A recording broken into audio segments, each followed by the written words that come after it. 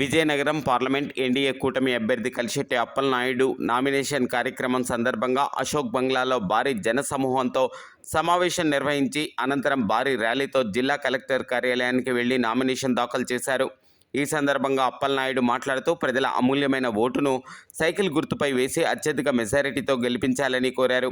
కార్యక్రమంలో మాజీ కేంద్ర మంత్రి పూసపాటి అశోక్ గజపతిరాజు, తెలుగుదేశం పార్టీ జాతీయ ఉపాధ్యక్షురాలు ప్రతిభా భారతి, సునీల గజపతిరాజు, విజయనగరం అసెంబ్లీ ఎన్డీఏ కూటమి అభ్యర్థి పూసపాటి అతిథి విజయలక్ష్మి గజపతిరాజు, హెచ్చెర్ల అసెంబ్లీ ఎన్డీఏ కూటమి అభ్యర్థి నడుకుదిటి ఈశ్వరరావు, జనసేన రాష్ట్ర ప్రధాన కార్యదర్శి పాలవలస యశస్విని, బీజేపీ రాష్ట్ర కార్యదర్శి రెడ్డి పావని, టీడీపీ రాష్ట్ర కార్యదర్శి కిమిడి రమాల్లిక్ నాయుడు, చీపురుపల్లి నియోజకవర్గ మాజీ ఇన్ఛార్జ్ కుచ్చర్లపాటి త్రిమూర్తులు రాజు తదితరులు పాల్గొన్నారు.